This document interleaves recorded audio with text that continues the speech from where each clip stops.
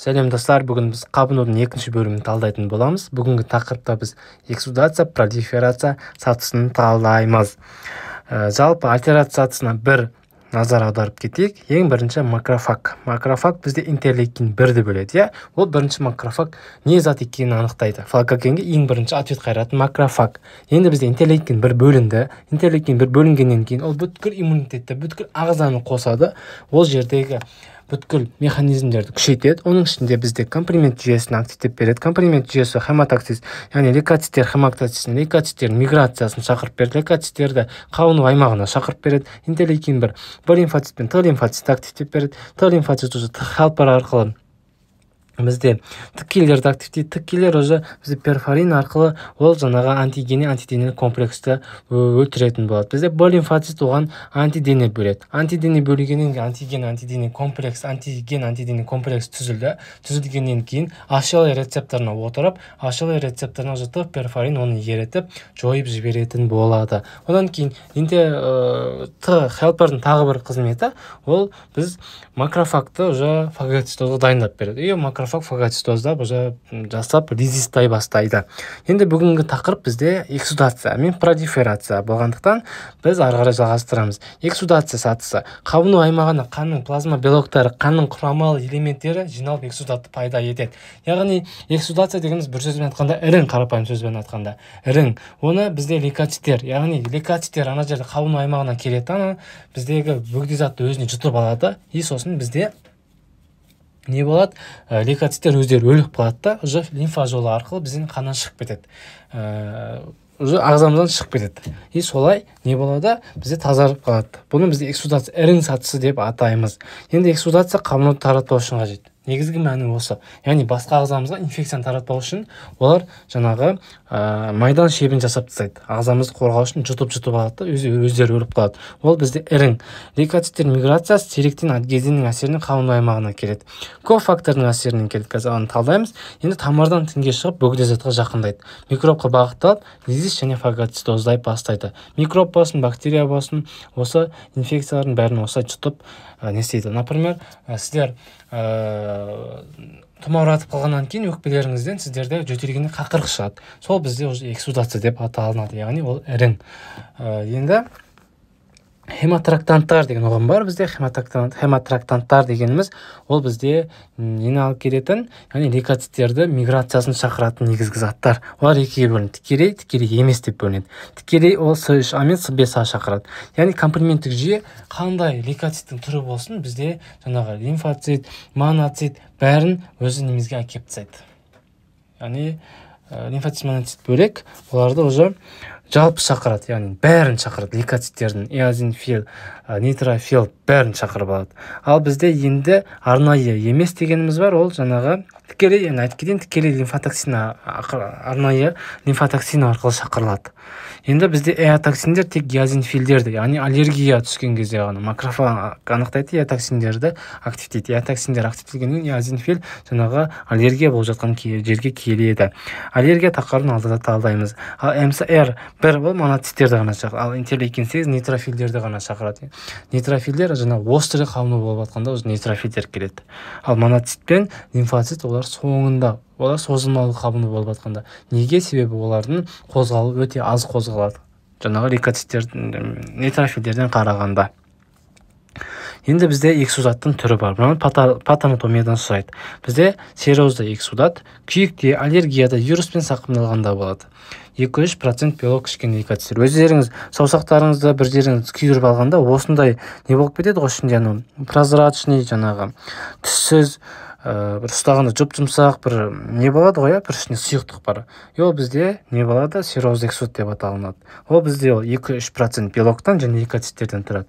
Бұл жерде уже қатты ірің болмайды. Себебі аллергия болғанда, жаңағы күйікте бізде көп вирус инфекция түспегендіктен бізде лейкоцит аз ғана болады. Сосын ол жерде ірің болмайды. Бұл бізде серозды эксудат деп аталынады.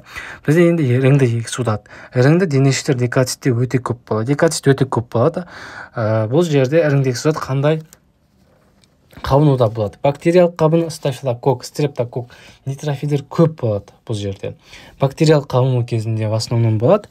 Например, мынау норма жаңағы енді ортаңғы құлақтың қабынуы атит. Міне, ірің өте көп бөлінеді, ірің. Яғни бұл жерде кішкене сап-сары қатты жап-жасыл болып тұрады. Өздеріңіз көрген шығарсыздар іріңді, иә. Ол көбіне бактериялық қабыну, стафилококк, стрептококк болсын. Осындай іріңді эксудат деген түрі бар. Одан кейін бізде фибринді эксудат деп аталады. Эндотерий зақымдалғандықтан болады.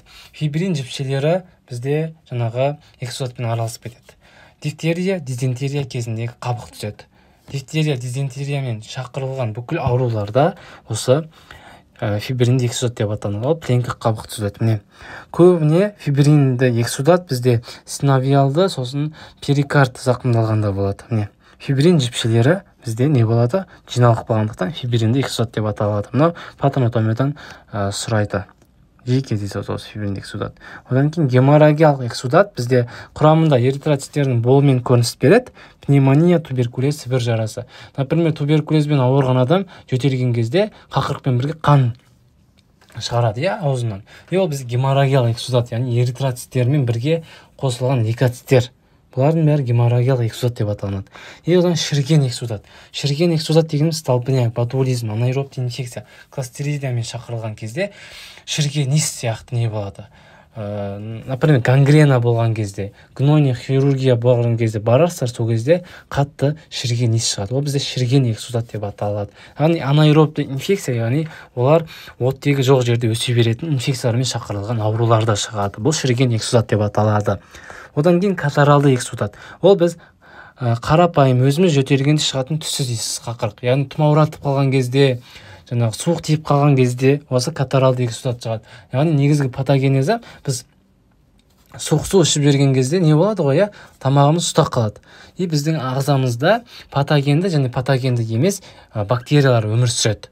Патогенді емес, олар бізге пайдалы бактериялар, ал патогенді олар ағзамызда кішкене болсын болады. Стафилококк, стрептококк. Суық су ішіп жібердік, тамағымызда бізде артериолалардың спазмы болады. Осы спазм болған кезде иммунитет ол жерге бармай қалады. Яғни бүкіл иммунитет біздің қанымызда жүреді ғой, иә, В лимфоциттердің бәрі, В лимфоцит бәрі. Олар сосын спазм болып тұрған жерге уже бармай қалады да, сосын ана кезде патогенді микробтар, бактериялар шығып кетеді. Сосын бізде жаңағы тамағымыз ұстап ангина болып қалады. Сосын біз қақырып жөтелген кезде осындай катаралды эксудат шығады. Яғни түссіз, иіссіз, просто жаңағы мұрнынан су аққан кезде оның бәрі катаралды эксудат деп аталады. Бұл эксудаттың осындай түрлері бар. Енді бізде, яғни эксудация сатысы өте оңай, тек қана бізде, яғни негізгі мәні қабынуды таратпау үшін қажет, басқа ағзаларымызды қорғау үшін қажет. Енді бізде пролиферация сатысы бар. Пролиферация сатысы қабыну, яғни біз адам болғандықтан біз яғни бір жаста өлеміз, иә? Например, 70-80 жас деп орташа алған кезде. Қабынуда тура сондай. Басталған нәрсе соңында аяқталады ғой, аяқталмайтын іс жоқ. Сол, міне, күн мен түнде батады ғой, сол сияқты қабынуда бітеді бізде. Қабыну біткеннен кейін бізде жазылады. Сосын міне, жаңа эксудация сатысында бүкіл инфекция ағзамыздан бөгде зат шықты. Енді осы кезде ол шыққаннан кейін бізде жаңағы зақымдалған тамырлар, зақымдалған тіндер қайтадан жазылу керек қой. Оған енді пролиферация сатысы деп аталады. Например, қолды кесіп алғанда қолдарыңызда тыртықтарыңыз бар шығар, ол бізде пролиферация сатысынан дамыған тыртықтар деп аталады, яғни жазылады. Енді дәнекер өсуі артады, коллаген эластин әсерін зақымдаған аймақ тез қалпына келеді. Яғни дәнекер әсерінен болады. Енді макрофаг өсу факторын бөледі, эпидермальды тромботиттарлық фибробласттық фактор интерлейкин 1. Бәрі өсу факторын бөледі, өздерінің өсу факторын бөледі. Бізде тінді ақырын, яғни өсу фактор бөлінгеннен кейін бізде уже не болады? Яғни тініміз жазылады. Ал эндотелиоцит тамырды қалыпқа келтіреді. Оттегі аз болады ғой жерде басында. Осы кезде тамырды қалыпқа келтіріп тастайды эндотелиоцит. Сосын ол жерге оттегі смело жүре беретін болады. Фибробласт тіндерді қалыпқа келтіреді. Осындай пролиферация сатысы, бұл өте тоже қарапайым нәрсе. Осыларды да дәптерлеріңе жазып, конспект жазып алыңыздар. Енді бізде ары қарай пролиферация сатысында ол да тоқтау керек. Яғни бір орнына тыртық, яғни бір тінім кетті, ona бір тін өсіп шығу керек. Одан артық кетпеу керек. Одан артық кетсе, ол созылмалы қабынуға кеп кетуі мүмкін. Немесе ракқа алып кетуі мүмкін, Құдай сақтасын. Өйткені өсе беретін болса. Оны тоқтайтын бізде енді мынандай жүйе бар. БРЦА1, BRCA1, гепарин, килон, адгезин, интегриндер. Бұлар яғни нені ДНК-лық деңгейде нені өшіріп, яғни бір тыртық қалыптасады, бір тіннің орнына бір тін. Осы кезде бізде жаңағы одан артық басқа тіндер қалыптасып кетпес үшін, яғни осылар бізде не істеп тастайды, тежеп отырады. BRCA1, гепарин, килон деген. Килон бізде ядроның ішінен тежеп тастайды. Осылар бұл тежемесе, яғни ракқа сосын созылмалы қабынуға алып кетуі мүмкін. Сол үшін керек бұл, яғни қатты өсіп кетпес үшін.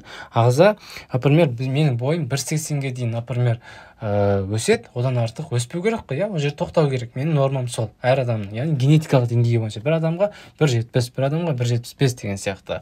Солай ол ары қарай өсе берсе ракқа айналып кетуі мүмкін. Сол үшін бізде осындай жүйе бар. Яғни немесе қатты өсіп кетпеу керек, немесе қатты төмен болып кетпеу керек. Осындай бір орталық деңгейде бәрі реттеліп қойған. Біздің ағзамыз Алла Тағала осындай өте идеальный қылып жаратқан болатын. Енді мынау айтып кетейін.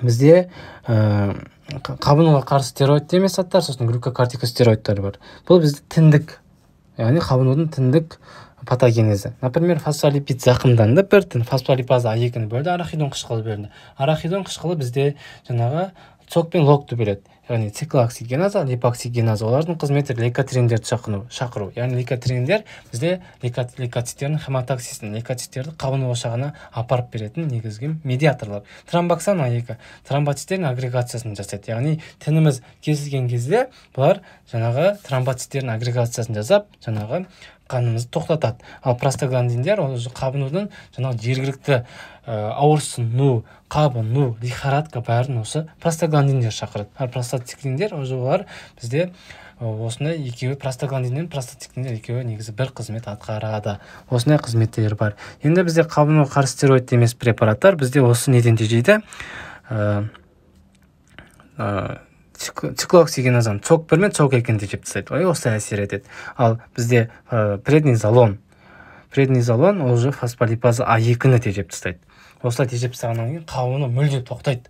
Бұл бізде жаңағы системный ауруларда қолданамыз. Ревматоид, артрит, күйіктерде, жаңағы қатты жаңағы системный аурулар, например, системная красная волчанка, ревматоид, артрит, болезнь Бехтерова, осындай ауруларда қолданамыз. Ал жаңағы қарапайым бас ауырсыну, тіс ауырсыну, тұмауратып қалу, ал ауырсынуды басу үшін біз қолданамыз цок 1 мен цок 2-ні тежейтін қабынуға қарсы стероид емес препараттарды. Оларға жатады бізге аспирин. Аспирин препараты осы кезде өте идеальный қолданады. Қабынудың 3-ші бөлімі шығады. 3-ші бөлімін енді келесі аптада шығатын болады бұйыртса. Осыны жақсылап түсініп алыңыздар. Назарларыңызға көп рахмет.